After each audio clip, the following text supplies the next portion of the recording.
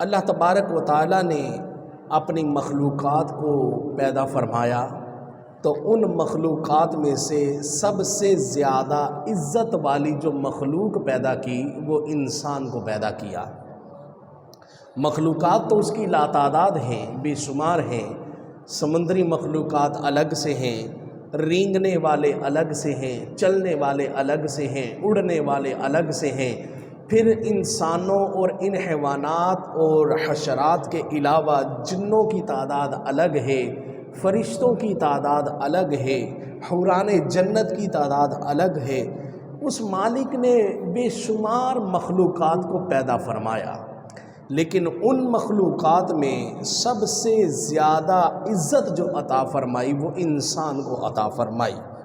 اللہ تعالیٰ نے اس کو بولنے کی صلاحیت دی، اس کو سمجھنے کی صلاحیت دی، اس کو جو ہے وہ دیکھنے کی صلاحیت دی، سننے کی صلاحیت دی، اس کو دماغ عطا فرمایا۔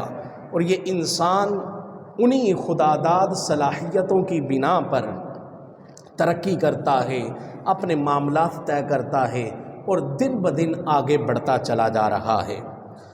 اور ان بنی نوع انسان میں، اس اشرف المخلوقات میں اللہ تعالیٰ نے جن لوگوں کو چنا ان کو اپنا کلمہ پڑھنے کی توفیق عطا فرمائی، ان کو مسلمان بنایا۔ آدم علیہ السلام سے لے کر قیامت والے دن تک جتنے لوگ پیدا ہوں گے، جتنے بھی انسان آئیں گے، ان میں سے اللہ تعالیٰ نے جن کا انتخاب فرمایا، جن کو چن لیا، جن سے اظہار محبت کیا، ان کو اللہ تعالیٰ نے ایمان کی دولت عطا فرمائی۔ اب جب بندے کو ایمان کی دولت مل جاتی ہے، وہ اللہ تعالیٰ کی وحدانیت کا اقرار کر لیتا ہے، تو اس پر بہت ساری ذمہ داریاں آ جاتی ہیں۔ جیسے ہم کوئی بھی اگر معاہدہ کر لیتے ہیں، کسی جگہ پر کوئی ہمارا آپس کے اندر معاہدہ ہو جاتا ہے، تو اس معاہدے کی جو ذمہ داریاں ہیں، جس بات پر وہ معاہدہ ہوا ہے، اس کو نبھانا پھر ہمارے اوپر ضروری ہو جاتا ہے۔ جب ان عام انسانوں میں سے ہم لوگوں نے کلمہ طیبہ پڑھ لیا، اللہ کو ایک مان لیا، اس کے رسولوں کا اقرار کر لیا، اس کی شریعت کو مان لیا، اس کی کتاب پر ایمان لے آئے، آخرت پر بھی ہمارا یقین ہے کہ آخر ایک دن حساب ہونا ہے، جو جو نعمت اللہ نے ہمیں دی ہے ان میں سے ہر نعمت کے بارے میں ہم سے پوچھا جائے گا، سوال کیا جائے گا۔ جب انسان ان ساری چیزوں کو مد نظر رکھ کے اللہ تعالیٰ کے احکامات کی فرما برداری کرتا ہے، اس کے حکم کو مانتا ہے اور اس معاہدے کی پاسداری کرتا ہے، تو اللہ تعالیٰ ایسے بندے سے راضی ہو جاتا ہے، اس سے خوش ہو جاتا ہے۔ یعنی پہلے ہی راضی ہو گیا کہ کلمے کی توفیق عطا فرمائی، اور پھر رضا پر رضا یہ مل گئی کہ اس نے اپنے رب کو راضی کر لیا اور اس کا رب اس سے راضی ہو گیا۔ تو جب یہ والا معاملہ اور یہ والا سٹیپ آ جاتا ہے تو ایسے بندے کو کہتے ہیں کہ بندہ اللہ کا دوست بن گیا، اللہ کا ولی بن گیا۔ اللہ تعالیٰ اپنے دوستوں کے بارے میں قرآن مجید فرقان حمید میں ارشاد فرماتا ہے، فرمایا الا ان اولیاء اللہ لا خوف علیہم ولا هم یحزنون۔ فرمایا لوگو متوجہ ہو جاؤ، توجہ سے سنو، بے شک اللہ کے جو ولی ہیں، جو اللہ کے دوست ہیں، جو صاحب ایمان بھی ہوئے اور پھر انہوں نے اپنے معاہدے کو پورا بھی کر لیا، لا خوف علیہم، ان پر کبھی کوئی خوف نہیں آئے گا، کوئی پریشانی نہیں آئے گی، کبھی وہ ٹینشن زدہ نہیں ہوں گے، کبھی ان کو کوئی پرابلم نہیں آئے گی۔ لا خوف علیہم، ان پر کوئی خوف نہیں ہے، ولا هم یحزنون، اور نہ اللہ کبھی ان کو پریشان ہونے دے گا۔ ہم دنیا کے اندر رہتے ہوئے ہم میں سے ہر بندہ، چاہے وہ معاشی اعتبار سے کتنا ہی اچھا مضبوط کیوں نہ ہو، لیکن پھر بھی کئی ساری پریشانیاں ہوتی ہیں۔ کئی ساری ٹینشنیں ہوتی ہیں، کئی سارا خوف ہوتا ہے، لیکن جو اللہ کا دوست بن جاتا ہے اللہ تعالیٰ فرماتا ہے کہ اس سے اب میرا وعدہ ہے، نہ کوئی خوف ہوگا نہ کوئی پریشانی ہوگی، کبھی اس کو پریشان نہیں ہونے دوں گا۔ یہ لوگ ہیں کون سے؟ فرمایا الذین آمنوا، یہ وہ لوگ ہیں جو ایمان والے ہیں، جنہوں نے ایمان قبول کیا، جنہوں نے اسلام قبول کیا، وَكَانُوا يَتَّقُونَ، اور ساتھ ہی ساتھ انہوں نے تقوی اختیار کیا۔ ایمان والے تو ہم سارے ہیں، کلمہ تو سب نے پڑھا ہوا ہے، اللہ رسول کو تو سارے مانتے ہیں، لیکن فرمایا کہ ہر ایمان والا ایسا نہیں ہے کہ اس کو کوئی ٹینشن نہ آئے، اس کو پریشانی نہ آئے، کیونکہ ہم دیکھتے ہیں کہ ایمان والے ہم سب ہیں لیکن پریشان بھی ہم سب ہی ہیں، ٹینشنیں بھی ہم سب کو ہیں، کسی کو کاروباری معاملات کی ہے، کسی کو اولاد کی ہے، کسی کو گھر بار کی ہے، کسی کو رشتہ داروں کی ہے، کسی کو دیگر طرح کی معاملات ہے، کوئی ڈر رہا ہے، کوئی پریشان ہے، کوئی خوف زدہ ہے، ہر بندہ کسی نہ کسی پرابلم کے اندر ہے، جبکہ ایمان والے تو سارے ہیں، کلمہ تو سب نے پڑھا ہوا ہے۔ فرمایا ایمان لانے کے بعد جو متقی بن جاتا ہے، جو تقوی اختیار کر لیتا ہے، اللہ کا اس سے وعدہ ہے نہ کبھی اس پر کوئی خوف آئے گا، نہ اللہ کبھی اس کو غمگین ہونے دے گا۔ ہماری ساری پریشانیوں کا حل، ساری ٹینشنوں کا حل، سارے معاملات حل ہو جاتے ہیں کب؟ کہ جب بندہ ایمان لانے کے ساتھ ساتھ متقی بھی ہو جاتا ہے، تقوی والا بھی ہو جاتا ہے۔ اور تقوی کی تعریف بڑی آسان سی ہے۔ سیدنا امام فخر الدین رازی رحمۃ اللہ تعالیٰ علیہ، آپ سے کسی نے پوچھا حضور بندہ متقی کیسے بنتا ہے، تقوی کیسے نصیب ہوتا ہے، یہ تقوی ہے کیا؟ جو ہم دعائیں کرتے ہیں یا اللہ متقین کے راستے پر چلا، یا اللہ ہمیں تقوی عطا فرما، جو ہم متقین کی تعریفیں پڑھتے ہیں یہ تقوی ہے کیا؟ فرماتے ہیں من سالک سبیل المصطفیٰ فہو متقی، فرمایا کہ جو مصطفیٰ کریم کے راستے پر 100% چل پڑتا ہے اللہ اس کو تقوی عطا فرما دیتا ہے، وہ متقی بن جاتا ہے، وہ تقوی والا ہو جاتا ہے۔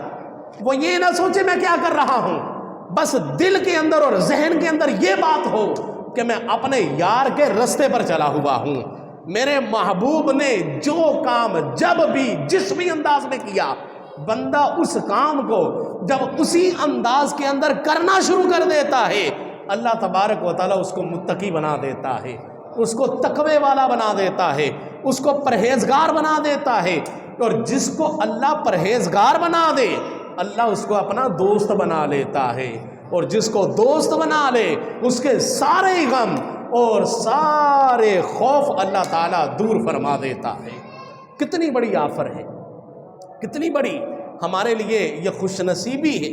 ایک سمپل سا فارمولہ ہے، لیکن ہم ہیں کہ چلنے کے لیے تیار نہیں ہیں، ہم ہیں کہ ہم دور بھاگتے ہیں، لیکن ہمارے دین نے تو اتنا آسان طریقہ بتا دیا کہ سمپل سی بات ہے کہ ہم نے مصطفیٰ کریم صلی اللہ تعالیٰ علیہ وسلم کے راستے پر چلنا ہے۔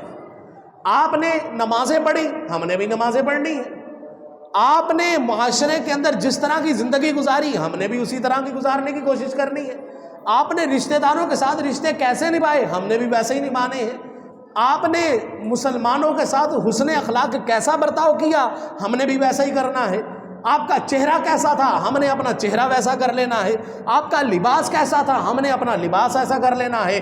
جب ہم اپنا ظاہر مصطفیٰ کریم کے مطابق کرنے میں کامیاب ہو جائیں گے اس کی برکت یہ ہوگی اللہ ہمارے باطن کو بھی ان کے مطابق کر دے گا، کیونکہ کوشش کرنا تو ہمارے حق میں ہے نا، کوشش تو ہم کر سکتے ہیں نا، ہم اپنے ظاہر کو تو اس مطابق کر سکتے ہیں۔ ایک روایت بڑی خوبصورت ہے، سیدنا موسیٰ علی نبینا و علیہ الصلاۃ والسلام آپ کا ایک امتی تھا، آپ کے اس زمانے کے اندر پایا جاتا تھا، ابھی اس نے کلمہ نہیں پڑھا تھا۔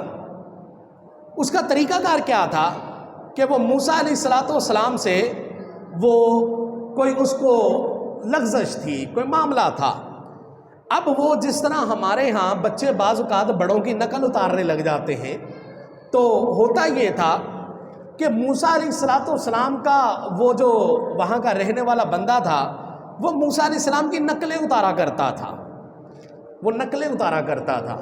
جیسے آپ لباس پہنتے وہ بھی ویسا لباس پہن لیتا، جیسا آپ چلتے تھے جو چلنے کا سٹائل تھا اس نے بھی اپنا سٹائل ویسا ہی کیا ہوا تھا، جیسے آپ بولتے تھے وہ بھی ویسے ہی بولتا تھا۔ یہاں ہمارے ہاں ہوتا ہے بعض اوقات کوئی بندہ کسی کے پیچھے لگ جاتا ہے محبت کی وجہ سے تو اس جیسے سارے کام کرنا شروع کر دیتا ہے، لیکن وہ محبت کی وجہ سے نہیں کرتا تھا، وہ تو نقلیں اتارنے کے لیے کرتا تھا۔ اب ہوا یہ کہ جب اس کی وفات ہوئی، جب وہ بندہ مرا تو اللہ تبارک و تعالیٰ نے موسیٰ علیہ السلام کو حکم ارشاد فرمایا پیارے موسیٰ جائیے جا کے اس کی تجہیز و تکفین کیجئے، اس کا جنازہ پڑھائیے۔ عرض کی یا باری تعالیٰ ساری زندگی تو وہ میری نقلیں اتارتا رہا، ساری زندگی تو وہ مجھے پریشان کرتا رہا۔ ظاہری بات ہے جس کی نقل اتاری جائے وہ بندہ ٹینشن کے اندر آ جاتا ہے، پریشان ہوتا ہے۔ یا باری تعالیٰ ساری زندگی میری نقلیں اتارتا رہا، پریشان کرتا رہا، اور اب تو حکم دے رہا ہے کہ جا کے اس کی تجہیز و تکفین کرو، جا کے اس کو غسل دو، اس کو کفن پہناؤ، اس کو قبر میں اتارو، اس کا جنازہ پڑھو، یا مالک مولا معاملہ کیا ہے؟ اللہ تعالیٰ نے ارشاد فرمایا پیارے موسیٰ میں اس بندے سے راضی ہو کر میں نے اس کو کلمے کی توفیق عطا فرما دی تھی، مرنے سے پہلے اس نے کلمہ پڑھا، مسلمان ہو کے مرا ہے، اس لیے تمہیں کہہ رہا ہوں کہ جا کے سارے معاملات اس کے کرو۔ موسیٰ علیہ السلام نے کہا یا باری تعالیٰ وہ تو مجھے اذیت دیتا تھا، میری نقلیں اتارتا تھا، تو کلمے کی توفیق کس بات پر راضی ہو کے دے دی؟ فرمایا کہ پیارے موسیٰ جب ساری زندگی میں نے اس کو دیکھا کہ وہ تجھ جیسا بنتا تھا، وہ تیری نقلیں اتارتا تھا، تمہارے جیسا لباس پہنتا تھا، تم جیسا چلتا تھا، تم جیسا پہنتا تھا، تم جیسی گفتگو کرتا تھا، اب تمہاری مشابہت اس کے اندر نظر آنے لگ گئی تھی۔ اب میری رحمت نے گوارا نہ کیا کہ میرے موسیٰ جیسا لگنے والا بندہ جہنم کے اندر کیسے چلا جائے۔ اب میری رحمت نے جب گوارا نہ کیا تو رحمت جوش میں آئی، اس کو کلمے کی توفیق عطا فرمائی، ایمان والا کر کے دنیا سے رخصت کیا تاکہ یہ بندہ جہنم کے اندر نہ جا سکے۔ میرے موسیٰ کی مشابہت اس کے اندر نظر آتی ہے، اللہ تبارک و تعالیٰ نے جہنم سے بچا کے جنت عطا فرما دی۔ تو جس بندے سے موسیٰ کی مشابہت نظر آئے اللہ تبارک و تعالیٰ اس کو جہنم میں داخل نہیں ہونے دیتا، حالانکہ وہ محبت کے اندر نہیں کرتا تھا، وہ تو آپ کی نقل اتارنے کے لیے کرتا تھا۔ وہ ایمان والے تو اس آقا کا کلمہ پڑھنے والا ہے کہ جس کے لیے نبی دعائیں کرتے رہے کہ یا باری تعالیٰ ہمیں اس کی امت کے اندر پیدا فرما، ہم بھی اس کے امتی بننا چاہتے ہیں۔ وہ اتنی عزتوں والا پیغمبر، اس کا امتی بننے کا تو تجھے بن مانگے جو ہے وہ اللہ نے یہ شرف عطا فرما دیا۔ تو نے تو مانگا بھی نہیں تھا، مانگے بغیر اللہ نے تجھے محبوب کا امتی بنا دیا۔ جب تو اس نبی کی محبت کے اندر ان جیسا بننے کی کوشش کرے گا تو اپنا ظاہر بنائے گا، اللہ تیرے باطن کو سنوار دے گا۔ جب تو اپنے ظاہر کو ان جیسا کرنے کی کوشش کرے گا اللہ تیرے باطن کو سنوار دے گا۔ جس جہنم سے بچنے کی تو لاکھوں تدبیریں کر رہا ہے، تم مصطفیٰ کریم جیسا بن کے تو دیکھ، ان کے رستے پر جا کے تو دیکھ، ان کے رستے پر چل کے تقوی اختیار کر کے تو دیکھ۔ دنیا میں اتنی بڑی آفر ہے کہ اللہ خوفزدہ بھی نہیں ہونے دے گا، پریشان بھی نہیں ہونے دے گا، اور آخرت میں اتنی بڑی آفر ہے کہ موسیٰ کی نقل اتارنے والا جہنم میں نہیں جا سکتا، مصطفیٰ کی سنتوں پر عمل کرنے والا کیسے جہنم کے اندر چلا جائے گا؟ لیکن ہم نے رستے پر چلنا ہے تو تب یہ معاملہ ہوگا۔ سیدنا بایزید بسطامی رحمۃ اللہ تعالیٰ علیہ، آپ کا ایک واقعہ ہے، آپ کو کسی نے آ کے بتایا کہ یا سیدی آپ کے علاقے کے اندر، بسطام کے اندر ایک فاحشہ عورت آ گئی ہے، ایک بدکارہ عورت آ گئی ہے، اس نے زنا کا اڈا بنا لیا ہے، اور جن لوگوں کو آپ نے صبح و شام کی محنت کے ساتھ دین کے قریب کیا تھا وہ اس کے اڈے پر جانا شروع ہو گئے ہیں، وہ زنا کی لعنت کے اندر پڑ گئے ہیں، آپ کے بہکتے ہوئے گلستان کو وہ اجاڑ رہی ہے۔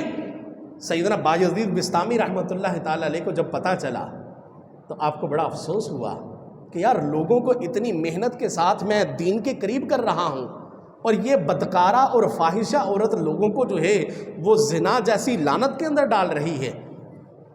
آپ ایک دن اس کے پاس چلے گئے اور اس کے پاس جب آپ تشریف لے گئے تو جا کے کہا کہ بی بی کیا قیمت لیتی ہے تو؟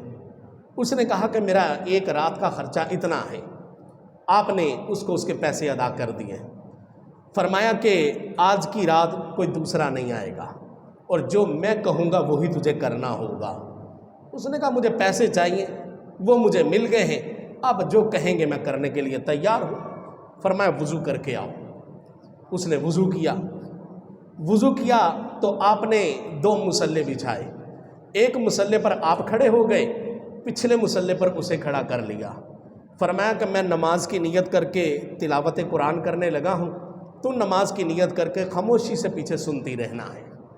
جب میں رکوع کروں گا تم نے بھی رکوع کرنا ہے، جب میں سجدہ کروں گا تم نے بھی سجدہ کرنا ہے۔ اب آپ نے نماز کو شروع کر لیا، نماز کو شروع کر کے طویل قیام کیا، قرآن پاک کی تلاوت کرتے رہے۔ اب اللہ کے ولی کی زبان سے جب قرآن کی تلاوت ہو رہی تھی، ادھر تلاوت ہو رہی تھی، ادھر اس کے دل کے اوپر اثر ہو رہا تھا، تلاوت قرآن ہوتی رہی۔ جب اس کے بعد آپ نے رکوع کیا اور رکوع سے اٹھے سجدے کے اندر گئے تو سجدے میں تسبیح بھی بیان کر رہے ہیں اور دھاڑے مار مار کے رو بھی رہے ہیں، اللہ کی بارگاہ میں التجائیں بھی کر رہے ہیں اور مالک کی بارگاہ میں دعا کیا کرتے ہیں؟ عرض کرتے ہیں یا مالک و مولا، اس عورت کو یہاں تک لے کے آنا میرے بس کے اندر تھا، میں نے قیمت بھی ادا کی، میں نے وضو بھی کروایا، میں نے مصلے پر بھی کھڑا کر دیا، میں نے قرآن بھی سنا دیا، میں نے رکوع بھی کروا دیا، سجدے تک لے آیا، یہاں تک لے کے آنا میرے بس کے اندر تھا، اب اس کے دل کو بدل دینا یہ تیری بات ہے یا مالک و مولا۔ میں تو یہاں تک کر سکتا تھا، اس کے ظاہر کو بدل سکتا تھا، وہ میں نے بدل دیا، اب اس کو باطن کو بدلنا تیرا کام ہے۔ تفسیر کے اندر اور تاریخ کی کتابوں کے اندر یہ بات لکھی ہے کہ عورت جب سجدے کے اندر گئی تھی وہ زمانے کی بدکارہ تھی، لیکن جب سجدے سے اٹھی تھی اللہ نے اس کے سر کے اوپر تاج ولایت سجا دیا تھا، اللہ نے تاج ولایت سجا دیا تھا۔ وجہ کیا تھی؟ کہ ظاہر کو بدلا، اللہ نے باطن کو بدل دیا۔ تو اسی وجہ سے پیش نظر جو بات ہے، جو ہمارا اصل مقصد اور مطلب جس بات کو سمجھانا ہے وہ یہ ہے کہ ہم ظاہر کو بدلنے والے تو بنے نا، ہم اپنا ظاہر تو چینج کریں، پہلا قدم تو ہم اٹھائیں نا۔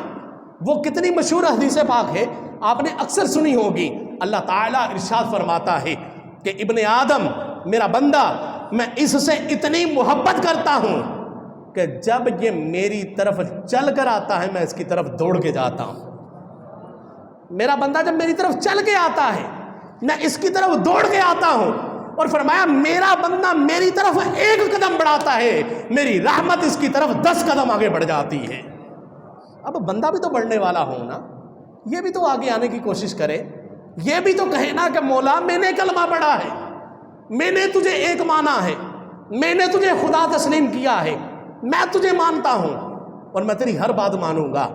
جب بندہ اس بات پر سٹیپ لیتا ہے، بڑھنے کی کوشش کرتا ہے، تمہارا ایک قدم ہوتا ہے، اللہ کی رحمت کے 10 قدم تمہاری طرف آتے ہیں، تم چل کے اس کی طرف جاتے ہو، رب کی رحمت دوڑ کے تمہاری طرف آتی ہے۔ اور صدیق اکبر کیا فرماتے ہیں؟ فرماتے ہیں جب بندہ اللہ کے کاموں میں لگ جاتا ہے اللہ اس کے کاموں میں لگ جاتا ہے، پھر تمہیں اپنے کام کرنے کی ضرورت نہیں پڑتی، اللہ تمہارے کام بنانا شروع کر دیتا ہے۔ پھر تمہاری ایک نظر وہ کچھ کر دیتی ہے کہ دوسروں کی ساری زندگیاں بھی وہ کچھ نہیں کرتی، جو اللہ والے کی ایک نظر وہ کام دکھا جاتی ہے۔